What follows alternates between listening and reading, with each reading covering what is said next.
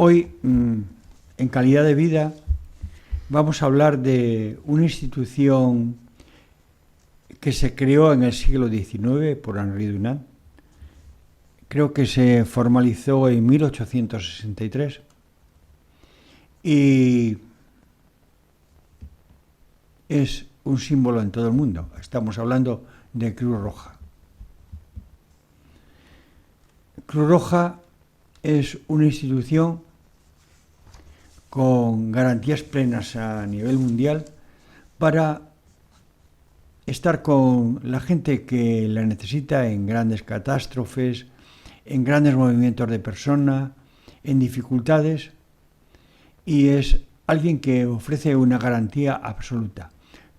Además de eso, ofrece en multitud de servicios locales, porque si bien tiene unas normas internacionales que son iguales para todos, se adaptan a la idiosincrasia de cada país con la pretensión de ser más eficaz en cada caso.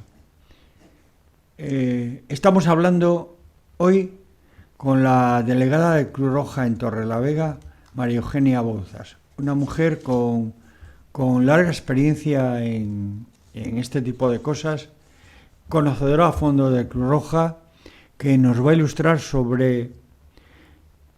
un poco sobre la historia de la Cruz Roja, sobre los valores en que se sustenta y sobre los servicios que presta. Buenos días, María Eugenia. Hola, buenos días. Muy bienvenida a esta tu casa, Cantabria Televisión. Y me gustaría que nos pusieses un poco en contexto de qué es Cruz Roja y el porqué de Cruz Roja. Bueno, pues has explicado muy bien cuándo surgió, cuándo se institucionalizó, pero a lo mejor conviene ahondar un poquito en ese 1859, cuando el ciudadano que tú has nombrado, Henri Dunant, que era un comerciante suizo, sí, se encontró en medio de una batalla entre las fuerzas francesas y piamontesas y las fuerzas austríacas, tan abundantes, esas guerras tan abundantes en aquella época, ¿no? Sí, parece que ahora también, Solferino. Entonces este hombre iba camino, quería entrevistarse con Napoleón III y le iba siguiendo. Entonces llegó a Solferino cuando la batalla había terminado. Sí. Se encontró con que estaban abandonados en el campo de batalla pues todos los soldados de uno y otro bando, muertos, moribundos, heridos, todos abandonados. Y aquello le causó un impacto brutal.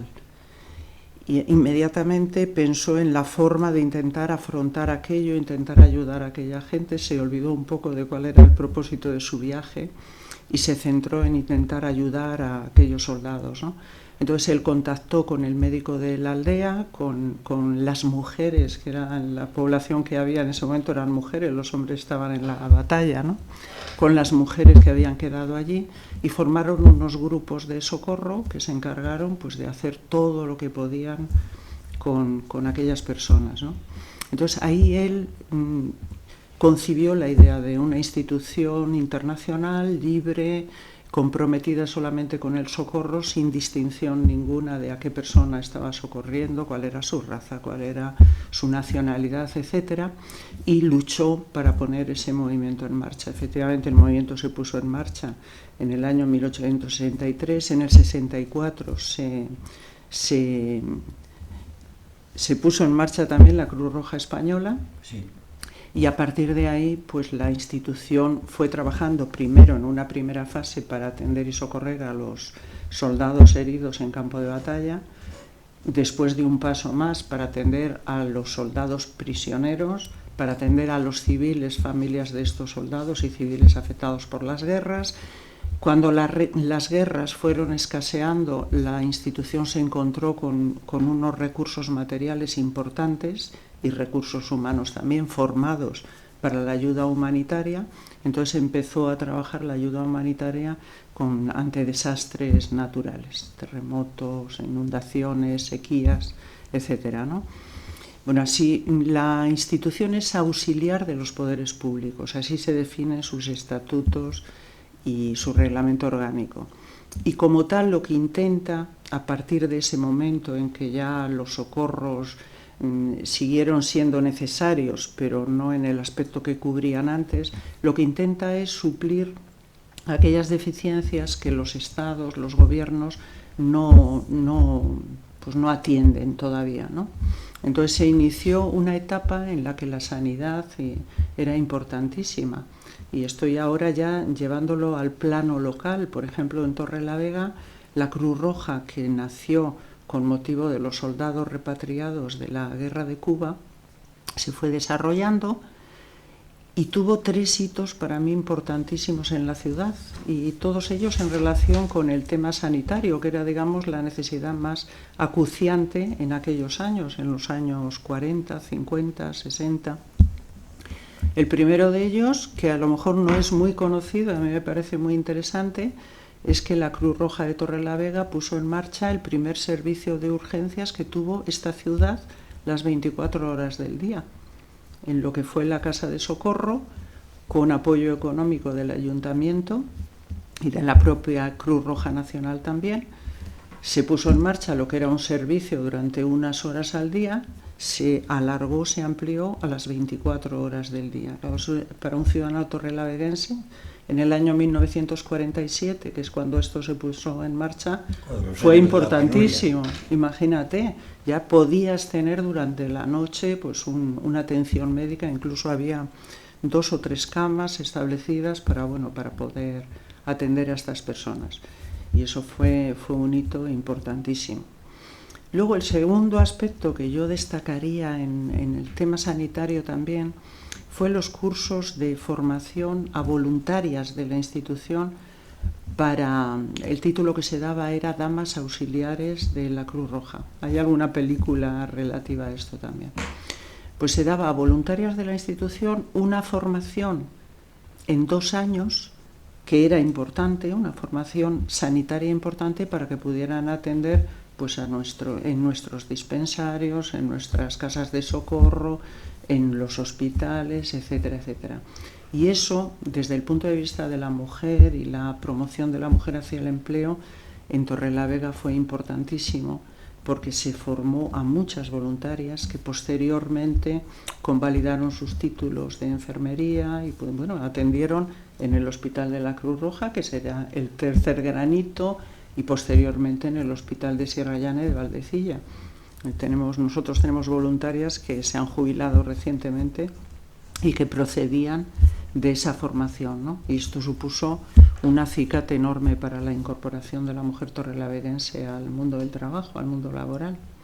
Y el tercer gran hito es el Hospital de la Cruz Roja, que se puso en marcha en el año 1974 después de una lucha importante por parte, fíjate, de otra mujer, por parte de María Jesús Ruiz Capillas, que era presidenta de honor de la Cruz Roja. Su hermano había concebido esa idea y ella luchó por llevarla a término. El ayuntamiento donó el terreno, la Cruz Roja Nacional hizo aportaciones económicas, hubo aportaciones también de voluntariado, y el hospital, después de 12 años, se puso en marcha en 1974 y pues con 100 camas a disposición de los torrelaveguenses. Se cerró 20 años después, cuando se inauguró el Hospital de Sierra Llana, y gran parte de esa plantilla pasó a Sierra Llana. Sí, decirte que los servicios de urgencia en Torrelavega, por lo que hemos estudiado y hemos leído, realmente sí que fue un hito, porque en Santander ya Valdecilla tenía eso, pero en Torrelavega, en toda esta zona porque no cubría Torrelavega, cubría toda la zona del Besaya, con los medios que había entonces, porque Santander estaba a un mundo de distancia. Y las comunicaciones eran muy complicadas. Y eran unos años complicadísimos.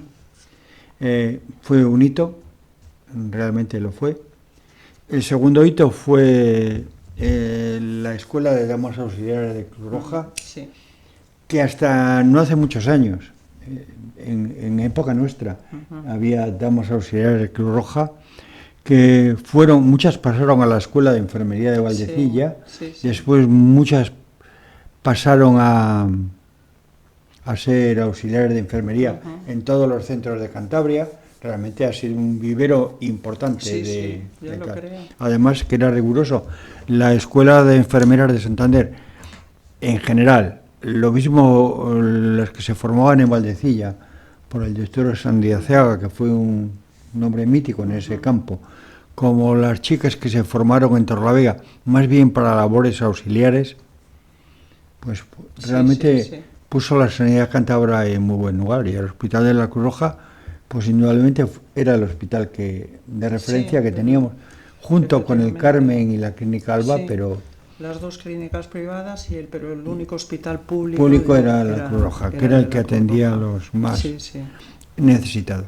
Realmente la historia de Cruz Roja en Torrelavega pues está plagada de cosas. Pero volviendo un poco atrás, desde el movimiento Tutti Fratelli, que da movimiento a la Cruz Roja, decirles que durante la Gran Guerra, que fue la guerra de principios del siglo XX y la Segunda Guerra Mundial, pues digamos que el rigor y la solidaridad con que Cruz Roja ha trabajado siempre le ha hecho garante de acuerdos de paz, ha revisado los campos de los demás, ha tenido contacto con el enemigo, ha sido el garante de los intercambios. Realmente la trayectoria de Cruz Roja es impecable. Es que internacionalmente, perdóname, Ramón, hay uno de los principios de Cruz Roja. Antes tú mencionabas los principios que nos regían. Sí. Efectivamente, nosotros nos regimos por 7 principios, algunos de los cuales son vitales. El primero de ellos, humanidad. Se trata de prevenir y aliviar el sufrimiento de las personas, pero ¿cómo lo hacemos? Desde la neutralidad, y esto tiene mucho que ver con lo que tú decías ahora mismo. La neutralidad consiste en que no nos comprometemos con países en contienda, con grupos en contienda, porque de esa forma preservamos la posibilidad de ayudar a todo el mundo. La imparcialidad. A todo el mundo. La imparcialidad se refiere más a las personas a las que atendemos, que es otro principio, que a veces es discutido. No diferenciamos el origen de las personas, su etnia, su condición sexual, su religión, no diferenciamos nada, atendemos imparcialmente a todas las personas en función de sus necesidades. Esto a veces se nos contesta, ¿no? Porque dices que no atienden más que inmigrantes. No es verdad. Nosotros atendemos a todas las personas en función de sus necesidades. ¿Qué pasa? Que hay momentos en que los que más necesitan son los inmigrantes, pero nunca desatendemos, pues por supuesto. Casi siempre. Lo que pasa es que nos vemos. Claro. Voy a hacerte un comentario, porque ayer he vivido un momento importante. No importante, un momento que te hace ver cosas. Ayer fui al registro de Torrelavega. Precisamente me acompañó Alfonso. Fui a dejar una solicitud de una cosa de incapacidad. Bueno, pues en el registro hay mucha gente. Entonces fui primero al registro de servicios sociales. Bueno, y había 8 personas esperando, 8. Y estaban por la escalera, por la calle. Y me fui. Y entonces me encontré con Alfonso, fuimos al registro general, donde había más de 30 personas. Bueno, estuve contando, yo no le pedí a nadie el certificado, pero soy hablar en gente con acento eslavo, rumano, el otro. Y latino, mucho latino. Gitanos, gente sudamericana. Es decir, y gente... Yo era un bicho raro allí. Y lo comentamos. Pero bueno, eso forma parte del juego de la vida. No estoy diciendo que no tenga que ser. Digo que realmente es. Y por eso decir que Cruz Roja atiende a gente de por ahí, pues es la que necesita. Claro. Mira, nosotros tenemos normalmente en la asamblea todos los meses, nos sentamos con intervención, inclusión social, trabajadores voluntarios y hablamos de cómo está la situación. Y me comentaban el otro día que la presión que estamos teniendo de inmigrantes indocumentados, gente que es que no tiene papeles y por tanto no tiene derecho a ninguna ayuda, La presión es importantísima, es que esta gente te viene y está ahí, ¿y cómo no la vas a ayudar? Pues si es que hay que hacerlo, no queda más remedio, porque no reciben ningún otro tipo de ayuda.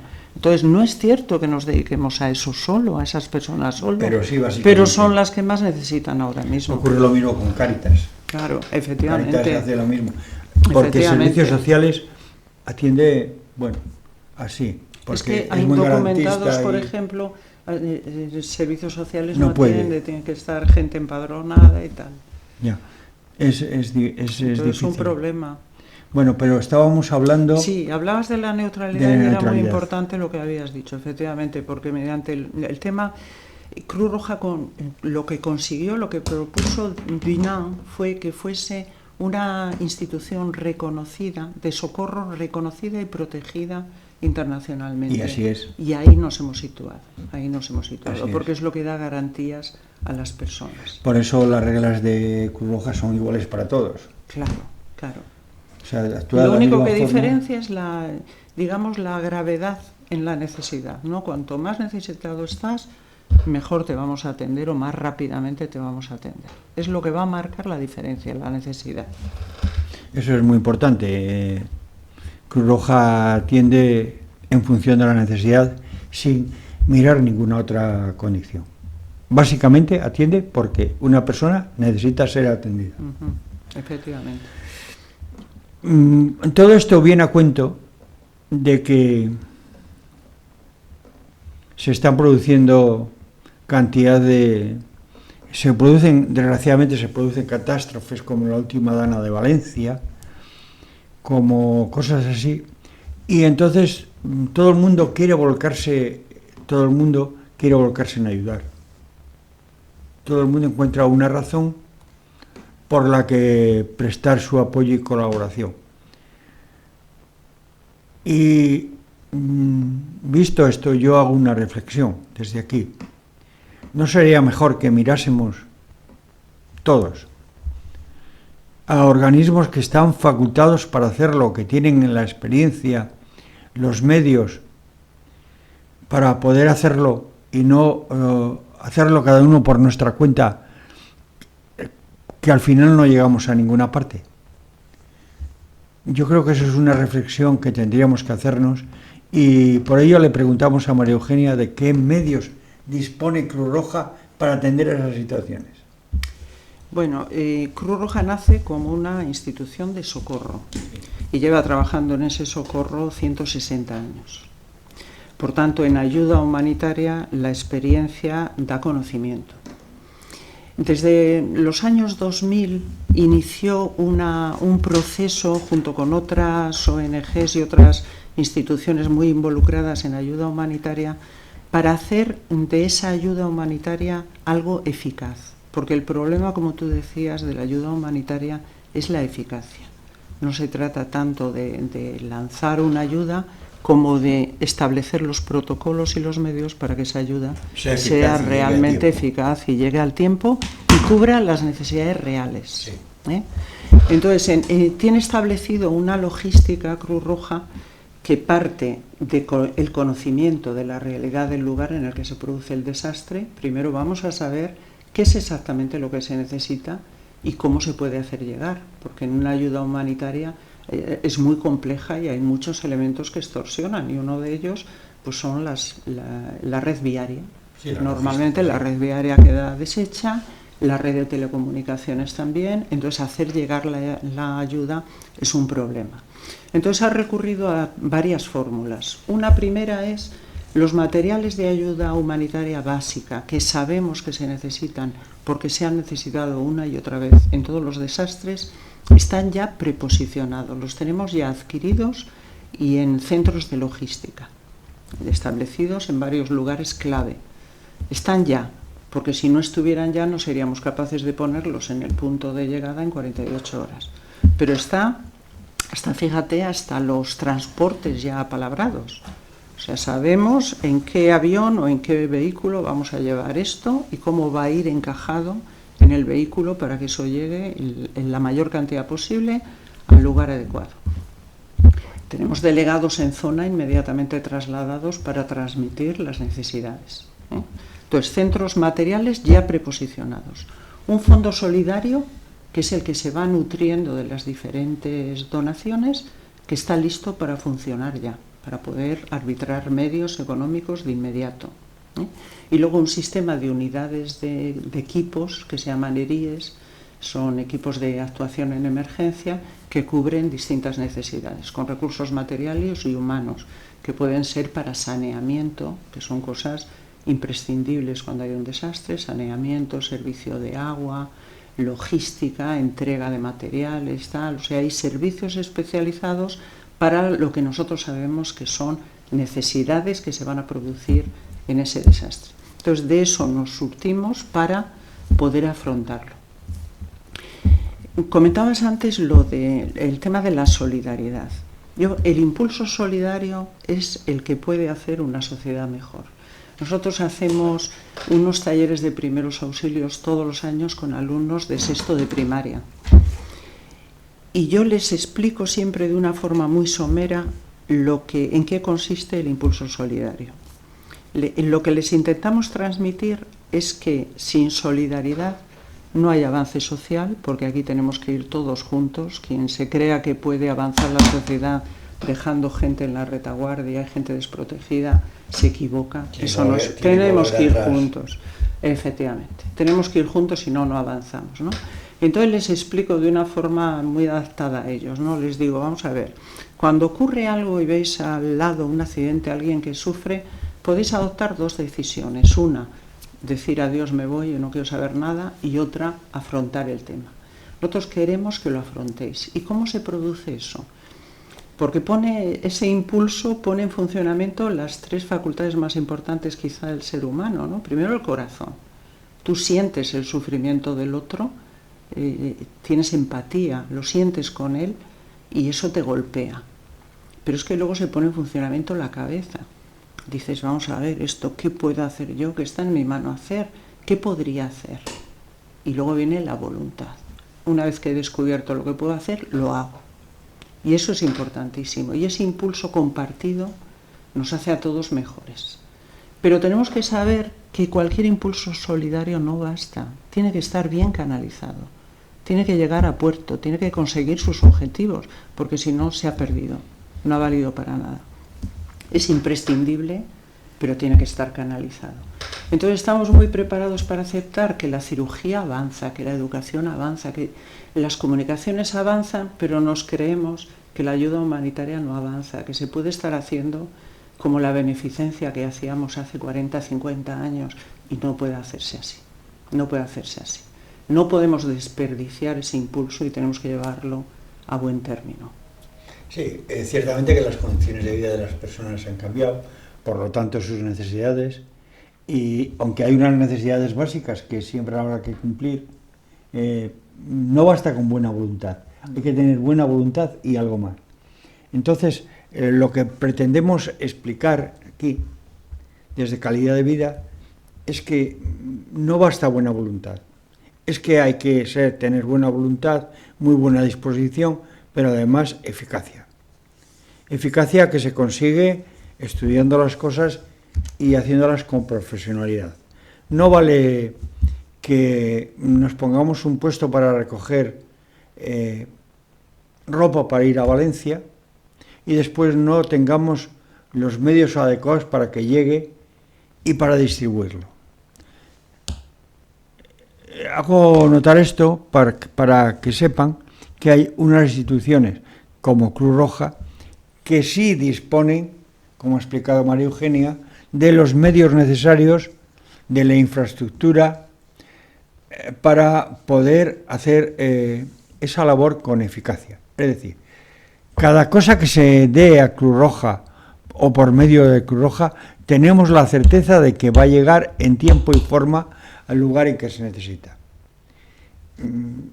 Yo creo que esto es algo muy importante para que podamos canalizar adecuadamente nuestra solidaridad. Está muy bien que tengamos afán de ayudar, pero canalicemos nuestra solidaridad. Es que además, en cuanto al transporte, Ramón, hay otra cosa también. Si se puede evitar el transporte, se evita. Y si se pueden adquirir los alimentos o las in situ, se debe hacer, porque encima es que esa zona necesita reactivarse económicamente. El dinero tiene que quedar allí. Si es mejor, si se puede hacer. Sí, pero si no se puede hacer, habrá que tener una logística adecuada, eficaz y demás. Efectivamente, ahí está. Y muchas veces, hablando de ser solidario y de donar, si llevamos, por ejemplo, chaquetas, a lo mejor se inunda aquello de chaquetas y no es lo que hace falta. Sin embargo, si nosotros damos un dinero a la gente que tiene que ocuparse de atender las necesidades perentorias de esa zona, sabe lo que tiene que comprar y va a gastar el dinero con eficacia, de tal forma que vamos a ayudar a los demás de la forma adecuada. Eso no dejen de pensar en ello. Pero además hay una cosa muy importante de la que tendríamos que llamar la atención, el voluntariado. Sí. Bueno, el voluntariado, sabes que es básico. Han estado trabajando hasta finales de enero, que es el último informe que tenemos, porque todo lo relativo a un desastre en el país está coordinado por la Oficina Central de Cruz Roja. Nosotros mandamos las ayudas que nos piden y bueno, estamos al tanto, informados y tal, pero no estamos en el detalle. Entonces, el último informe que nos han mandado es de últimos de enero. Y en esa fecha habíamos desplazado 10.880 personas, me parece que eran, entre voluntarios y técnicos, que han estado trabajando en Valencia y siguen trabajando allí. El voluntariado para nosotros es básico porque sin voluntariado el corazón de la institución se resiente. Pero hemos tenido que recurrir a personal trabajador, a personal profesional. Hemos tenido que recurrir porque, fíjate, en Torrelavega tú recuerdas que nos nutríamos teníamos en base a personas que estaban haciendo el servicio militar, que después fueron objetores de conciencia cuando no se prestaban a ello, ¿no? Cuando desapareció el servicio militar, nos encontramos con que pues hasta las 7 de la tarde teníamos que mantener cerrada la asamblea, porque el voluntario tiene su disponibilidad horaria. Es que está estudiando o está trabajando y te viene pues generalmente por la tarde, es cuando hay más vida voluntariado. Entonces, claro, si cerrábamos todo ese tiempo, había servicios que nosotros no podíamos dar. Hubo que recurrir a contratar a gente para que lo hiciera. El volumen de la institución ha ido subiendo. Y ya te hablo de Torrelavega, ha ido aumentando. Solo con voluntariado no lo podemos llevar, porque es que además las exigencias de Cruz Roja en cuanto a la administración son altas. Tiene que ir todo registrado, tiene que ir todo introducido en una app, todo va facturado, todo tiene su recibo y todo ese trabajo no te lo hace el voluntario. El voluntario te hace el trabajo de acompañamiento, de reparto de alimentos, de ir a talleres, de darte una charla, hacerte un taller, trabajar con las personas mayores haciendo talleres de memoria. Todo ese trabajo es lo que le gusta hacer. O salir con la ambulancia, o hacer playas, o en fin, hacer preventivos. Pero el trabajo administrativo, de registro, de la actividad que tiene peso, es el voluntario. No le gusta. Tenemos alguna persona que no puede hacer otras cosas y se dedica pues a lo mejor a meter datos, pero es muy, muy extraño que eso se dé, ¿no? Entonces el voluntariado está en la acción y tenemos toda esa retaguardia que es la que está controlando los proyectos para que las cosas estén en orden y estén todas registradas y, en fin, como deben de llevarse, ¿no? Entonces tenemos ahí un apoyo importante de personal técnico y la masa de voluntariado con el que seguimos contando, afortunadamente. ¿Podrías decirnos aproximadamente en qué porcentaje estamos de profesionales y voluntarios? En la asamblea local tenemos... A nivel global. Sí, a nivel... será más o menos, Tenemos 10 trabajadores ahora mismo, 10 trabajadores y en torno a los 400 voluntarios, No son todos voluntarios que estén en el día a día en la asamblea. Llevando la asamblea en el día a día seremos aproximadamente 140, 150.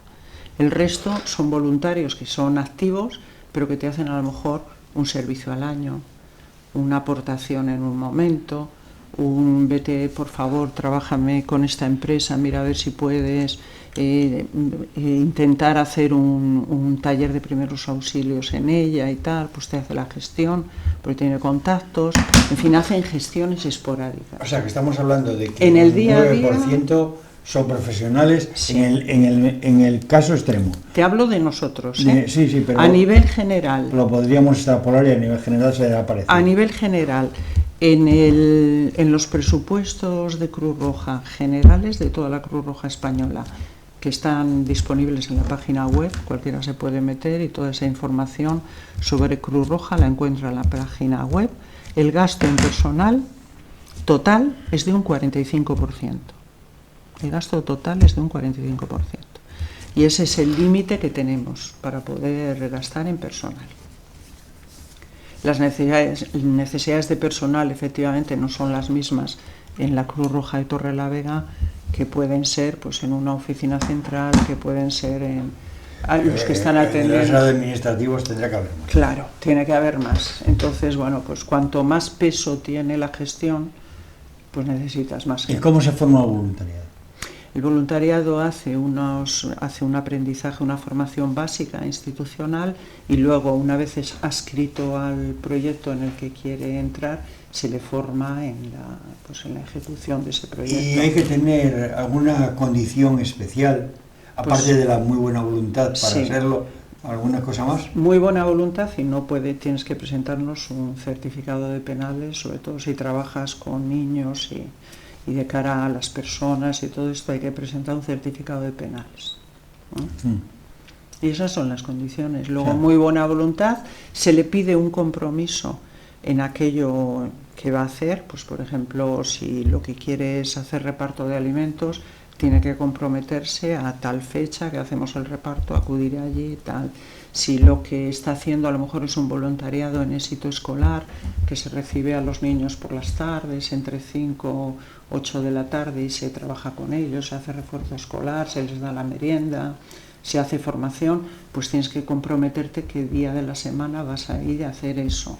Se pide un compromiso, porque lo que no se puede es poner en riesgo la actividad. Entonces tenemos que saber con quién contamos para hacer esas actividades. Sí, de ahí que digas que somos unos 400 en la asamblea, pero que llevando la gestión 140, 150. Llevando la gestión diaria, día a día, eso, en torno a 140, 150. Y los otros son voluntarios porque es que acudimos a ellos. Sí, que en un momento puntual pueden ayudar. Sí, hay gente que a lo mejor te hace un preventivo al año, siempre el mismo. Pues el soplao, por ejemplo. Pues siempre en el soplao sabemos que hay gente voluntarios que llevan tiempo, que son de tal, que no quieren despegarse de la institución, pero se comprometen a aquello que tal. Y les tenemos fijos para eso. Bueno, y ahora una cosa que es que la gente tiene derecho a saber. Sí. ¿Cómo se financia Cruz Roja? Bueno, financieramente tenemos dos grandes núcleos, ¿no?, de financiación. Uno, que son los socios, donaciones, sorteo del oro. Hace tiempo que Cruz Roja hizo una apuesta por la autofinanciación y potenció mucho el tema socios. ¿Por qué? Porque esa financiación es la que a nosotros nos permite diseñar proyectos. Sabemos con qué dinero vamos a contar en el año y en base a eso definimos unos proyectos. Ese dependientes. Sabemos perfectamente lo que vamos a tener. Entonces, eso viene a ser 1/3 del presupuesto total. Otro tercio viene a ser los servicios que prestamos. Por ejemplo, todo lo que hacemos, los servicios que hacemos con ambulancia para entidades públicas o privadas que pueden permitírselo, llevan un coste.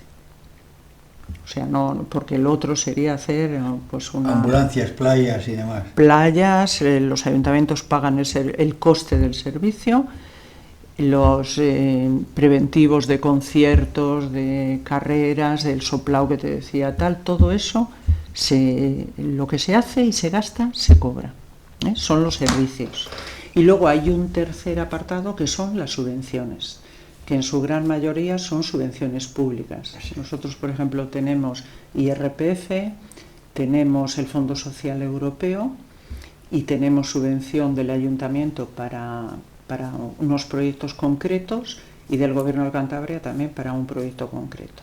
O sea, estos son ingresos finalistas, porque todo lo que recibes de subvención es el gasto que tú has realizado. O sea, has hablado de tres conceptos. Tres conceptos. Servicios que cobras lo que gastas, subvenciones que cobras lo que gastas y socios, captación de fondos, que llamamos, socios, sorteo del oro, donaciones, que es lo que te permite a ti programar independientemente y poder hacer cosas.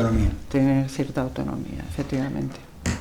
Bueno, hay que decir, Ramón, que yo creo que es importante también, aparte de que las cuentas están claramente en la página web, nosotros tenemos, primero, no manejamos dinero,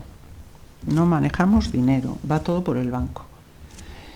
Estamos auditados por la oficina autonómica y la oficina central. Y además de eso tenemos una auditoría independiente que se nos hace anualmente. O sea que las cuentas están controladas, absolutamente controladas. Y eso es lo que da, por ejemplo, a los presidentes como yo, te da la garantía de que no vas a tener problemas. Porque eso está controlado, es absolutamente fiable y no hay fugas por ningún lado, ¿eh? No hay fugas ni capacidad, además porque no manejas dinero. Y otra cosa, la Cruz Roja tiene más de 800 asambleas en toda España. Cada asamblea está dirigida por un comité. Ese comité lo forman presidente, 3 vicepresidentes, 8 voluntarios elegidos por la asamblea, por los voluntarios en general, y un representante de Cruz Roja Juventud. Todas estas personas son voluntarias. Nadie recibimos absolutamente nada, ninguna remuneración por nuestra labor. Ninguna, absolutamente. Ningún presidente, ningún vicepresidente es remunerado. Solo hay una persona remunerada, que es el presidente nacional. La presidenta que tenemos ahora, María del Mar Pajeo, es médico, trabajaba en el Servicio de Salud andaluz y pidió excedencia para asumir la presidencia de Cruz Roja. Evidentemente tiene un salario en Cruz Roja, porque no tiene otro modo de vida ni puede dedicarse a nada más, tiene dedicación exclusiva. Sí, es natural que sea así. El resto de los presidentes autonómicos, locales, vicepresidentes, ninguno estamos remunerados, somos todos voluntarios. Esto viene a contradecir un poco algo que se ha comentado ahí, en fin, ha habido algún comentario feo en redes respecto a nosotros, y uno de ellos decía que el 90 y tantos % de las subvenciones iba a pagar directivos. Pues hombre, hay que conocer cómo funcionan las subvenciones. Vamos a ver qué entidad pública va a aceptar una subvención con un 90 y tantos % de gasto de personal. Es que no tiene sentido esto, no tiene sentido. Aparte de que las subvenciones se solicitan con un presupuesto y se justifican al detalle, y solo se paga al personal técnico que está directamente involucrado en esa subvención. Eso lo has dejado completamente. Yo creo que está claro, ¿verdad? Es que me interesaba mucho porque es un tema muy sensible. Que en eso tenéis que hacer una labor didáctica mayor. Sí. Tenéis que estar explicarlo más con los medios mejor. y explicarlo Sí, mucho mejor. Porque yo he insistido mucho, y que no se entienda mal, en lo de la Dana de Valencia. Porque desde fuera miramos con alarma que, bueno, en todos los sitios han surgido voluntarios para recoger instituciones con la mejor voluntad del mundo, pero después nos hemos ido enterando que muchas cosas no han llegado o han estado en almacenes tiempo o no han llegado a término, y que la gente de Valencia se sigue quejando de que las cosas están muy parecidas, que les llega muy poca ayuda, tanto estatal como de todo ese gran movimiento solidario que ha habido de gente. Y realmente la eficacia de Cruz Roja pues ha quedado completamente demostrada. Por eso este llamamiento. Sí, fíjate, Ramón, nosotros no es que hayamos ido a Cruz Roja, es que hayamos ido a Valencia, es que estábamos allí. En Valencia. Es que estábamos allí. ¿Y habéis apoyado todas las asambleas? Claro, es que tenemos 28 asambleas locales en la Comunidad Valenciana. Es que hay 6 todavía que no pueden dar servicio, han tenido que instalar unidades móviles para gestionar la ayuda porque están arrasadas. El centro de logística donde tenemos los materiales preposicionados de los que te hablaba antes, se inundó, perdimos muchísimo allí. O sea, estábamos ya. La gente ha reaccionado y lo que ha hecho la oficina central ha sido empezar a movilizar. Canalizar cosas claro, allí. De manera que claro, hay comunidades muy potentes en Cruz Roja, como es Andalucía, como es Madrid, como es Cataluña, Castilla-La Mancha, Castilla y León, que han enviado pues, de 300 voluntarios y técnicos hasta ahora, hasta este momento. Nosotros, que somos una comunidad pequeñita, hasta el 31 de enero habíamos enviado 67 personas que han estado trabajando ahí y ahora mismo se sigue. Estamos y seguiremos estando cuando mucha gente se haya ido. Seguiremos estando. Tenemos un plan de rescate para 3 años. Y aparte de que vais a estar siempre. Y vamos a estar siempre, porque reconstruiremos lo que tenemos destruido y seguiremos ayudando. Bueno, pero estoy de acuerdo en que hay que, y esto lo he comentado yo en algún comité a nivel autonómico, tenemos que explicar mejor cómo son nuestras cuentas, porque, dicho por mí, a lo mejor suena, yo estoy orgullosa de cómo funciona financieramente la institución, porque estoy muy segura, que tiene 150 años y que sigue estando, es porque las cuentas se hacen bien. Sí, sí. Ni más ni menos. No vamos a entrar mucho más en este detalle. Sin embargo, es importante que expliquéis de vez en cuando, que comuniquéis a la gente, que comuniquéis cómo se llega a los voluntarios, que comuniquéis cómo accedéis a las catástrofes, cómo y por qué ayudáis a la gente que lo necesita. Es decir, fíjate, yo ayer me explicaba lo que te explicaba antes. Me estaba intentando explicar por qué había tanta gente allí en el registro, que no era gente, que a mí no me parecía gente que fuese de por aquí, por los rasgos y por lo que oyes hablar y tal. Digo, bueno, pero hay que explicar que esa gente es la que tiene necesidad, y esa es una labor que tenéis que hacer muchas más veces, porque es muy importante que los ciudadanos de esta zona, de esta comunidad, concretamente de la cuenca del Besaya, sepan qué es lo que hace la Asamblea de Cruz Roja de Torrelavega, qué servicios presta, cuál es su estado, qué necesita.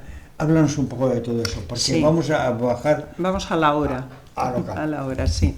Bueno, pues nosotros desarrollamos, Cruz Roja cada 4 años hace una asamblea general, renueva cargos y diseña el programa para los siguientes 4 años, siempre con fidelidad absoluta a aquellos principios fundamentales de los que hemos enumerado algunos, ¿no? Sí. Entonces, ha diseñado lo que llama 6 áreas de conocimiento, que son socorros, inclusión social, empleo, salud, medio ambiente, y me falta una, ¿no? Sí. Formación, educación, formación. Estas son las 6 áreas de conocimiento en las que todas las asambleas locales estamos involucradas. Quizás habría que añadir una más, comunicación. Comunicación, sí. La comunicación es un pequeño fallo que tenemos, porque estás muy volcado en el trabajo y no te gusta perder tiempo en eso, y es importante. Pero es importante. La comunicación es importante. Sí. Yo estoy de acuerdo contigo. Bueno, pues trabajamos en esas áreas, pero claro, dentro de esas las hay que tienen más fuerza unas que otras, ¿no? Entonces, las dos grandes áreas ahora mismo son socorros, seguimos manteniendo nuestra línea de socorros, actuación en emergencias y inclusión social. Que es la que más peso tiene aquí. Ahora mismo es la que más peso tiene. Desde el año 2000, Cruz Roja empezó a involucrarse más en el tema de bienestar social, ayuda a las personas en lo que son necesidades básicas y no tan básicas, porque tenemos proyectos de mayores que no tienen necesidades básicas, pero las tienen de estimulación cognitiva, de soledad, de lucha contra la exclusión y la marginación, en fin, y no tan básicas, ¿no? Bueno, inició esa línea y nosotros ahora estamos muy entregados al tema de inclusión social, en el que incluyo empleo, aunque Cruz Roja lo considera un área diferente, ¿no? Pero para nosotros inclusión social y empleo es que son vasos comunicantes, ¿eh? Y de estas 6 áreas que estamos hablando, ¿cuál es, en porcentaje, cuál es la que más recursos? Inclusión social ahora mismo. Socorros es un área que lleva muchos recursos porque el material de socorros es carísimo. Claro. Es muy caro, muy caro. Pero el mayor esfuerzo ahora mismo, desde hace unos años ya de la Asamblea, está entregado a la inclusión social. Entonces, en inclusión atendemos varios segmentos de población. Tenemos una preocupación importante por los mayores, te decía, por los niños, desempleados y familias en general con necesidades básicas, necesidades primarias, ¿eh? Por ejemplo, en atención a mayores, pues desarrollamos varios proyectos que lo que buscan es evitar el aislamiento de la persona mayor, dotarla de recursos para, bueno, pues sobrellevar bien las dificultades que pueda tener, porque hay un deterioro lógico con la edad social, la calidad de vida. La calidad de vida. Hay un deterioro que, lógicamente, si tú estás activo y haces determinadas cosas, pues puedes ralentizar, digamos, ¿no? Entonces nos preocupa el tema de mayores, sobre todo en los aspectos de soledad y silencio y oscurantismo, y en fin, esta gente que a lo mejor no sabe, no se relaciona y ni siquiera se sabe si ha muerto hace una semana o no, que fue lo que a nosotros nos volcó hacia estos proyectos. Estábamos buscando el mejor proyecto para atender a personas mayores y en esto nos enteramos que a 100 metros de la Asamblea habían encontrado a un hombre que vivía solo y había muerto hace unos días. Y dijimos, se acabó, derechos a por ello, y ya iremos mejorándolo todo lo que podamos, ¿no? Pero vamos a hacer algo. ¿Y qué podemos hacer desde los medios para ayudaros en esa labor social importante de acompañamiento? De acompañamiento a mayores, claro. ¿Me dices? Bueno, la divulgación yo creo que es importantísima. Saber que nosotros tenemos unos proyectos, partimos llamándole Escuela de Mayores, ya no se llama así. Ahora es un proyecto de salud fundamentalmente. A veces tienen los talleres de memoria para la estimulación cognitiva, pero tienen también sus sesiones de tai chi, en fin, sesiones incluso de baile, de movimiento, en fin, tienen charlas por algún médico, alguna enfermera que les orienta sobre cómo moverse mejor, cómo vivir mejor y tal. Entonces, eso lo tenemos según el calendario escolar.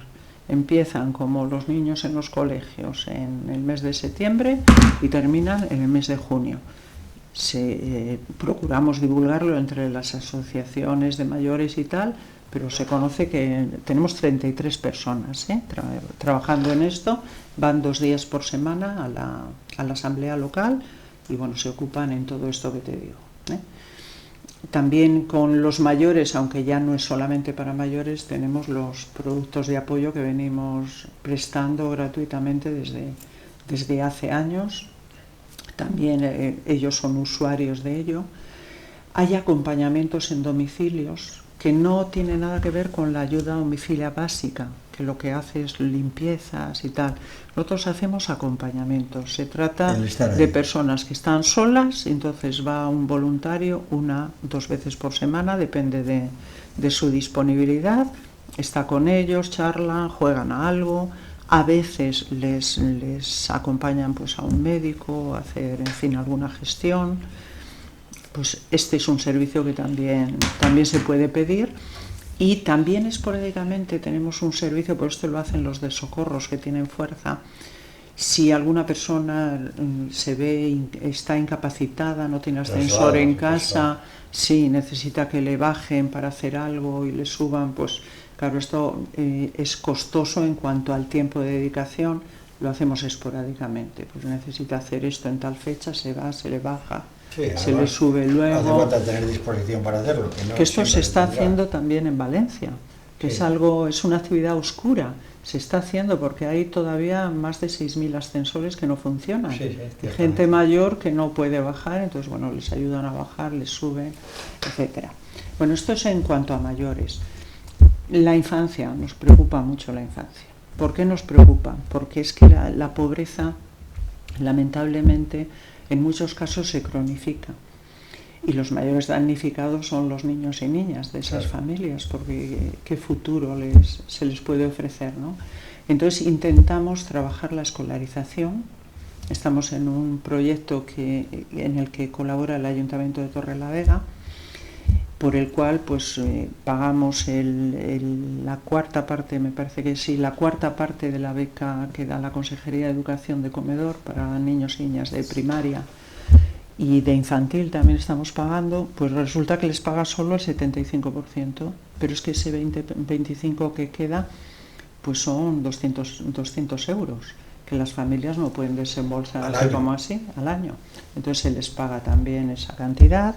Si nos queda dinero, porque la prioridad son los comedores escolares, se les paga equipamiento deportivo y alguna actividad extraescolar si vemos que es vehicular, que es muy necesaria, que le viene muy bien por alguna razón específica, pues también se le paga.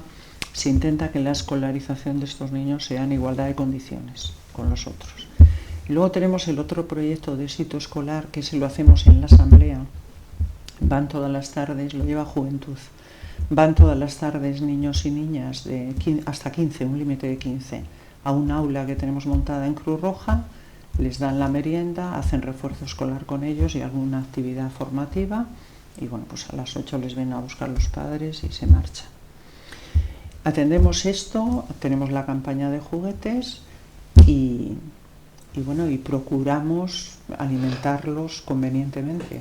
A los bebés de 0 a 12 meses que las familias no puedan atenderlos debidamente, les damos alimentación infantil e higiene. Y luego hasta los 6 años a todos refuerzo alimenticio también. En fin, intentamos trabajar estos aspectos de la evolución del niño, a ver si así podemos abrirles un camino hacia otro futuro, claro. Luego te decía antes del empleo. El empleo ha sido, lo pusimos en marcha el primer proyecto de empleo en la asamblea local en el año 2011. Destinado a jóvenes, hasta 30 años, de 18 a 30 años, porque había unos porcentajes de desempleo juvenil en Torrelavega escandalosos. Entonces, Cruz Roja tenía en España un plan de empleo al que nos acogimos, hicimos nuestro primer proyecto de empleo. Ahora tenemos para menores de 30 años, tenemos uno para desempleados de larga duración y mayores de 45. Entonces tenemos cubierto un poco el espectro. ¿Qué pasa con estos proyectos de empleo? Que es que para nosotros en intervención social, cuando damos ayudas a la familia, primero la ayuda en sí, por sí misma, cubre una necesidad, pero nada más. No va a cambiar la vida de estas personas. Necesitamos otra actuación. Tenemos que trabajar con ellas. Entonces con estas familias se diseña un plan de intervención.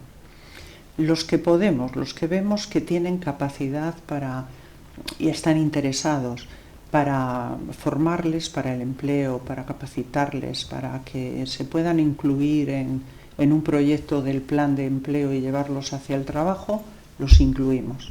Los que no, pues intentamos gestionar con ellos otro tipo de formación o incluso la economía doméstica, les damos talleres de economía doméstica para que se administren mejor, en fin, intentamos hacer otras cosas, porque si no con la mera ayuda nos quedamos en eso. Además es que creo que tenemos un problema, la sociedad en general, que nos está viniendo cada día más personas de otras culturas que entienden las cosas de una forma radicalmente diferente, y adaptarnos a ellos o que ellos adapten a nosotros tiene que resultar difícil. Por eso, una de las cosas que habría que explicar muy bien es que Cruz Roja, en sus principios fundamentales, no habla ni de raza, ni de credo, ni de religión. Y la gente tenemos que entender eso. Sí. Eso es muy importante. Y tiene que admitir que, bueno, siempre se ha dicho que no se pueden poner vallas al campo, que la persona, el inmigrante económico que nos llega, es que está buscando una vida, está buscando su vida, porque en su lugar de origen no la tiene, y que nos va a seguir llegando. Y claro, las condiciones, hay un impasse ahí entre que llega y que ya consigue un permiso de trabajo y consigue tal, que son durísimas, y que no están además amparados por nadie ni protegidos por nadie. Entonces, ¿qué vamos a hacer? ¿Cuál es la otra opción? Dejarle ahí. No, bueno, es que no puede ser, es que no puede ser, tenemos que hacerlo. Hay que ayudar y ayudar. Hay que ayudar, no hay otra. Ayudar. Bueno, María Eugenia, ya estamos muy fuera de tiempo. Ya estamos fuera de tiempo. Hablar contigo podríamos estar hasta Es que a lo mejor me he alargado mucho y no he llegado a decirte todo lo que hacemos. Pero si hay algo importante que quieras reflejar. No, yo simplemente quiero insistir. O hacer un llamamiento. Sí, quiero insistir en la confianza de las personas en la institución. Es una institución fiable esta, creo que está demostrado. Sí, está demostrado. Años de historia lo avala. Y pese a todo, la recaudación de la Dana ha sido la mayor recaudación que se ha hecho en mucho tiempo. Hemos llegado casi a 100 millones de euros, que van a estar empleados adecuadamente. Hay un plan de respuesta de 3 años. Eso no hay duda. No hay duda. Es que no se imagina la gente todo lo que se está haciendo, lo que se necesita en un desastre de este tipo, que no es solamente el reparto de alimentos, de ropa, de tal. Es que, por ejemplo, fíjate, reparto de alimentos. Si es que todavía estamos entregando placas de cocina, que hay muchas casas que hasta ahora no han podido hacer nada.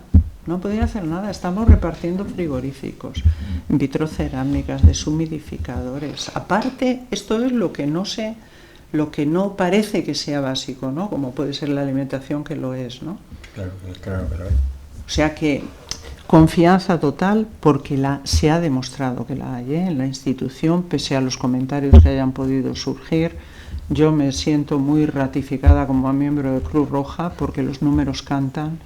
Y la ayuda que se nos ha dado ha sido importantísima. Bueno, aparte de los comentarios que haya podido haber y que ha habido, porque en las redes sociales cabe todo, no se demuestra nada, y hay gente pues muy cobarde que habla de lo que muchas veces de lo que no sabe, además con muy mala intención.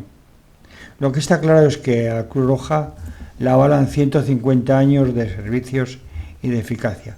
Y que como toda institución humana, pues puede tener fallos, pero que son fallos involuntarios y subsanables. Pero que la honestidad de las personas está fuera de toda duda. Una última cosa, Ramón, ese impulso solidario de la gente, que no lo pierdan, por favor, porque eso es lo que nos va a hacer mejorar esta sociedad. Pues ya saben, no pierden el impulso solidario, porque con él avanzaremos y seremos una sociedad mejor y mejoraremos la calidad de vida de las personas. Hasta aquí hoy con María Eugenia, que es la presidenta de la Asamblea Local de Cruz Roja de Torrelavega, y yo quiero hacerla una última reflexión, y que nos diga, necesitamos a Cruz Roja. Cruz Roja forma parte de nuestra antropología, podemos decir ya, es mucho mayor que todos nosotros. ¿Cuál es la salud de la Asamblea de Cruz Roja en Torrelavega y qué necesita en este momento? Yo creo que la salud es buena, estamos luchando día a día por sacar adelante nuestros proyectos, lo hacemos con ilusión, hay un buen equipo, muy buen equipo de técnicos y de voluntarios, muy buen equipo, y lo que necesitamos yo creo que es eso, enseñarnos más y que vosotros nos deis acceso a estos medios. Y te emplazo a volver aquí cualquier día para que nos hables de proyectos concretos, porque hoy lo que hemos hecho hablar es de una forma muy genérica, sí, pero dentro de Cruz Roja hay proyectos que necesitaríamos airear y que ustedes comprendiesen, porque comprendiendo se puede juzgar mejor y apoyar mejor. Por ejemplo, ella hablaba antes, nos estamos alargando mucho y nos van a reñir. Nos van a reñir. Pero bueno, hay una cosa que es muy importante. Antes hablabas mucho del tema social, del apoyo social, de que hay mucha gente necesitada que nos viene de fuera, sí, y que tenemos que ayudar. Pues tenemos que explicar muy bien esos proyectos y por qué ayudamos y por qué gastamos tantos recursos, tanto materiales como humanos, en ayudar a esta gente y por qué es necesario. Te emplazamos a ello, María Eugenia. Sí, sí, cuando quiera, creo que Ramón. Tenemos que Ramón. hablar de cosas mucho más concretas. Vale. Bueno, señores, hasta aquí ha sido un placer tener a la presidenta de la Asamblea Local de Cruz Roja en Torrelavega, María Eugenia Boza, hoy con nosotros, que nos ha dado una pincelada del hacer de Cruz Roja. Muchas gracias y hasta el próximo programa.